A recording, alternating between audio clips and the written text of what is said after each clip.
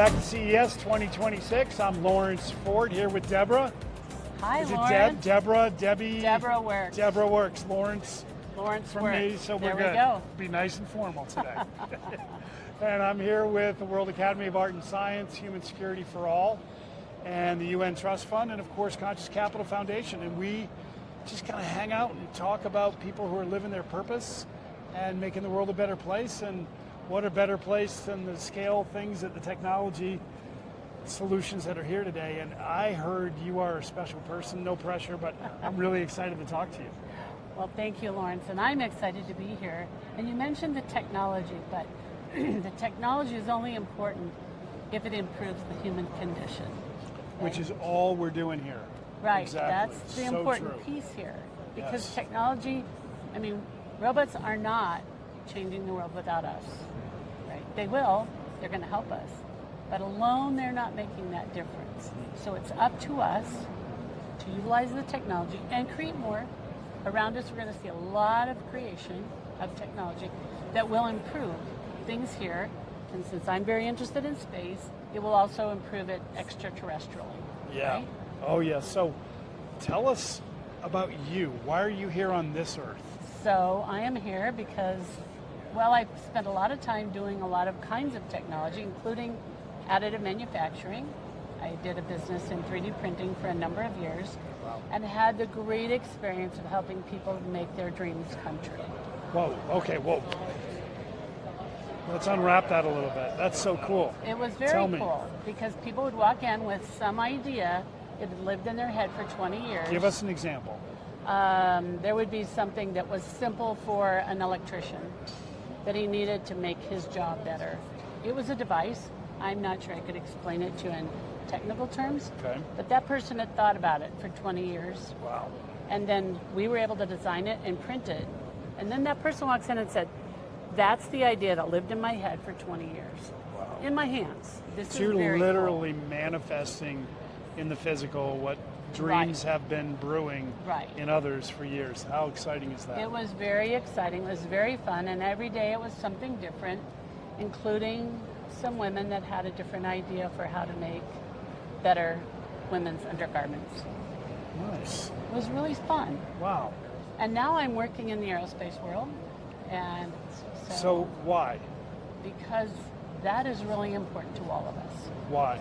That we need to know what's going on beyond our borders, and if we think of that as our Earth border, we need to know what's going on extraterrestrially, and whether you and I, or everyone here knows it, many, many things that work here at this show work because they are utilizing space technology. They're utilizing a satellite, they're utilizing some other thing that's either in space or been in space, and so we need to keep that going. And we need more things that are going to take us extraterrestrially. The Artemis 2 mission is going to the moon, or that first stage, next month. Tell people who don't February. know about that, what that is. So Artemis 2 It's will very cool. be the mission that's going to take a group of astronauts around the moon. This is in anticipation of our landing Around on the the moon. moon. Yes, Which is unique because because we have not done that in way too many years. I don't want to say how long because I think that's too long. It's been too long. I don't even want to since say we've the gone number. to the moon. yeah. Right? So now we're going to go. We're going to take different people. It's a very interesting astronaut group that's going. And that will give us the first look at the things we need to know to go and stay on the moon. We're going to be on the moon not as visitors. We're going to be there. We're going to have habitat. We're going to have exploration. We're going to have possibly ways to bring home things from the moon. We don't know all of what we're going to do yet, but we're going. And we're going right away. And here's what I'm going to tell you for all the young people. I want all of you to work in aerospace. We need all of you. Why? Because the problems are big or small, but we haven't done them before. So young people maybe remember the Harry Potter book where the pages are writing themselves. We're going to have problems that are going to come up when we go to the moon that we haven't written yet. The problems haven't been written for which we need to find solutions, and we need Interesting. all the bright young people to do that. And just beyond that, the things that I'm aware of in my journeys, and my studies is around the technologies that we can actually, let's talk about AI for a minute. I mean, our biggest challenge is powering Right? the AI. And, when we're talking about chips, one of the most, I think, intensive thing is cooling the chips. Right? And then the power of actually powering the chips. And when we take those two challenges and we bring them to outer space, never mind transferring it back, that's another issue right now.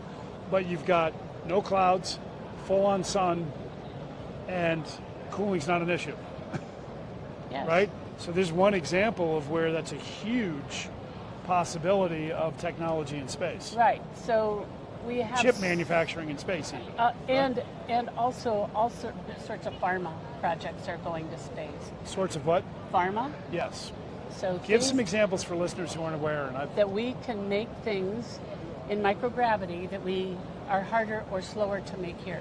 And I've studied and learned that, but it's complicated. It is. Unwind that for us. So if you think of the precursors to some of the most important drugs or technologies that have come out for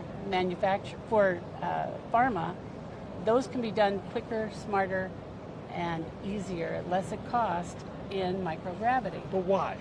Because the gravity. I know it's not easy to answer yes. simply, but So and I'm not putting you on the spot because I'm like this close to it because I've learned it and I've talked to really smart people who are involved in it.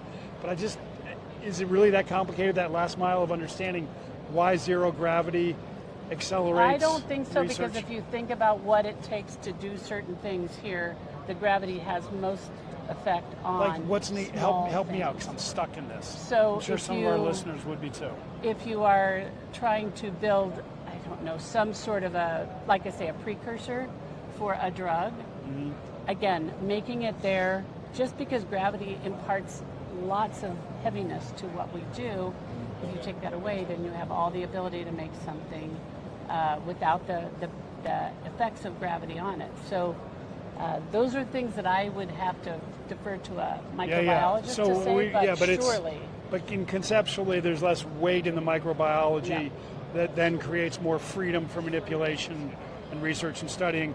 And I'm sorry for all of you experts out there that I probably just butchered that, but that's as close as I can get. It's very important. Yeah. So It works and it's really important. Yes, and big pharma is looking to become one of the biggest industries in space. Yeah. Along with so many others.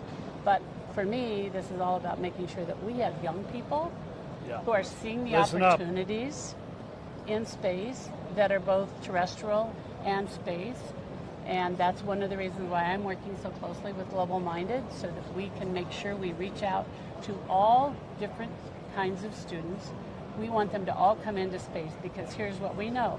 We need diversity of thinking and thought and background to be successful in space. So if I'm a kid in college right now and I'm thinking, okay, space sounds cool, but I don't qualify, because I'm sure a lot of people tap out right there, right? They do.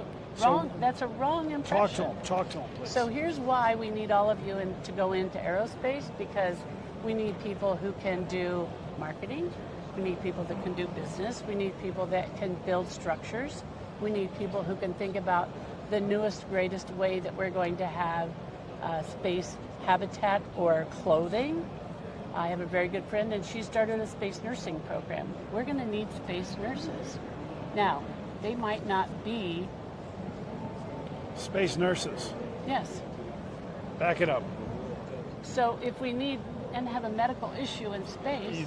Duh, right? You got to literally better have taking somebody. care of the people who are out there. Okay. And they might be terrestrially based. It might be and they're going pollinators. they're going to have a specialty of nursing in space that relates very differently Yes. to that environment because Yes. of the lack of gravity, et cetera. Well, and And oxygen. so small things. If you right? cut through your space suit Yeah. and you were to injure yourself, Yeah, you have to have help, right? You Yeah. need a space nurse. yeah, that's so cool. So Wow. we are trying very hard to make sure that we're reaching all kinds of students to bring them in to this profession, because all of their diverse ways of thinking, cultural backgrounds, all of that really matters. Because when we go to space, we have to be prepared for so many things we don't even know yet, right? And so many of those things are going to be determined, figured out, answered in very interesting ways by people from all sorts of different backgrounds. I love your wisdom and your presence, and this has been really nice sitting with you, Deborah. It really has. Oh, I appreciate the opportunity. And so we hope that we will see you in Colorado. I will most likely be there. I know we've got a I'm really busy excited. schedule, but I love Carol, and I've been a supporter of her Global Minded for many, many years. And Really? So, and it makes a lot of sense with topic and the work that I'm doing to make sure that we're there and communicating that to the children. And that's because we're a #1 aerospace state too. Yeah, it doesn't hurt, right? So we have people making all kinds Where of do you live? interesting things. In the Denver area, Whereabouts? on the south side, Okay. in the Centennial. Yeah, I'm Area? out there a lot 'cause we have an Really? office in Boulder. Oh, nice. So I It's get out there a whole bunch. It's a great place. Yeah. So. Well, Deborah, this is great. How do children, kids, adults, people who've been inspired get in touch with you? You can reach me through the Colorado Space Business Roundtable or through Global Minded. Either place will find me.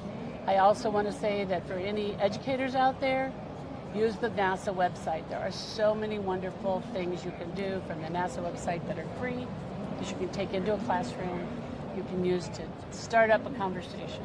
We want to start conversations, right? That's where it all begins, right? We start with conversations, whether you're 50, 15, 17, or 20. I want all those young people, you understand that, right? So join us in this conversation. This conversation's been really fabulous. And I know that the listeners can feel it because we get that feedback. Your presence and your spirit and your wisdom is really amazing. And Carol said I'd love you, and she was right. And I'm sure everybody else does as well. Make sure you reach out and let's support the space work. I've got a gift for you. I'd like to give you really? a copy of my book, I think. Oh, Yes. fabulous. Yeah. And so this is... What did I tell you? The world, the space world needs you. We have another gift, by the way. Okay. Excellent. Thank you. We have another gift for you. This is our Conscious Capital Foundation, so you can wear great. this. So do you know what lapel. my pen is? No, but I've been looking at it and I really like it. This is the Nancy Grace Roman telescope that's going to be launched this year. Oh, that is so cool. I'd also love to Thank give you this. Thank you so much. The world does need space. And we need you. We need all of you. Yeah, we do. All of you.